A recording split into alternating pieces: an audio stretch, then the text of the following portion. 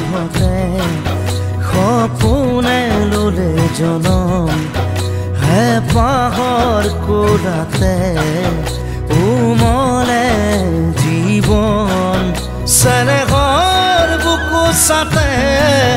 টোপনি যায় সপোনে ধুনুক ঠাণ্ডাত মাতে কলিজা কপাল